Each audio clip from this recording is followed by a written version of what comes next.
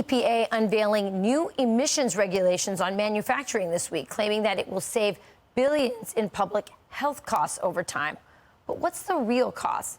Critics are citing an Oxford economics study warning that these particulate regulations could disturb over $160 billion in economic activity and put almost 1 million jobs at risk.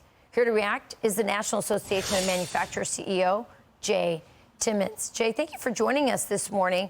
So we know that the United States has some of the strictest air standards in the world. So why is Joe Biden doing this now, when we know it will clearly hurt manufacturing in America?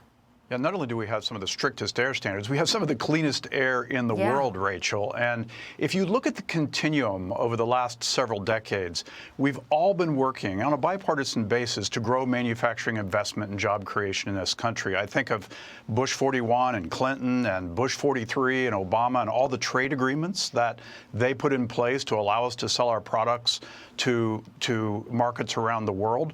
I think of those incredible tax reforms that President Trump put in place that was truly rocket fuel for manufacturing investment, and also the regulatory certainty that his administration put in place. And let's give credit where credit's due. The Biden administration with infrastructure investment and CHIPS and Science Act, and even some of the policy provisions of the IRA.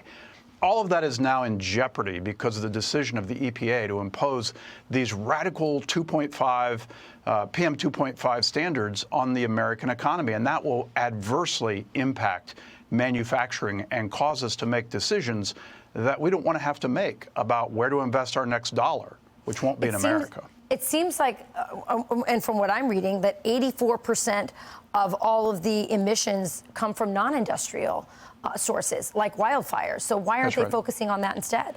Well, I think that's a really good question. And, you know, the number there's a lot of different opinions about what that number is, but it's certainly between 70% and 84%, which means that so much of what is happening in our atmosphere is not caused by man or is not caused by industry. And you're exactly right. We believe that's where the focus needs to be. You think about wildfires and you think about the out-of-control wildfires, even those coming in from Canada, which will affect our own air quality. Why don't we focus on controlled burns for those those areas? Or why don't we get rid of the brush that, I guess it was the Clinton administration decided we weren't going to do anymore? And that just causes more and more of this particulate matter to be released in the atmosphere. Well, this isn't the only way that the EPA and the Biden administration is hamstringing American manufacturing. I'm still steaming over the fact that I just bought an expensive dishwasher that doesn't work well because of the standards that they've put in, the water pressure. You have to wash the dishes twice. It doesn't make any sense. Why is the Biden administration allowing radicals, climate radicals, to run this department, the EPA? I think you're going to have to get Sean to work on washing some of those dishes. But look, I think that that's a real question because this president, every time I've spoken to him, he talks about his own history in the manufacturing community of Scranton, Pennsylvania. I think his heart is in it, but his agencies are not, and they're not serving him well at all. And they're not serving the American people well, and they're not serving manufacturers well. I'm going to throw out one other one, Rachel. Last week or a week ago, we saw the Department of Energy halting permits for LNG terminals, natural gas terminals, for natural gas to go to Europe, our ally, so that they don't have to rely on Russian natural gas or coal, much dirtier natural gas, by the way.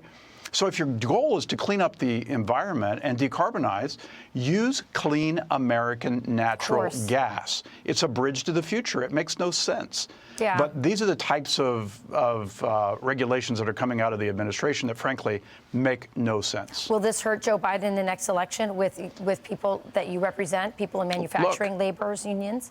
Look, I mean, it's all about policy, right? It's about the policies that will make America competitive. And whether it's Trump or Haley or Biden, they're going to have to talk about what they want to do to increase manufacturing investment, job creation, and most importantly, wage growth here in this country. Yeah. You can't do that by raising the cost of doing business in the United States. Yeah. It just isn't possible. Yeah. Well, it started with the war on energy, which also impacted your industry as well. It sure did.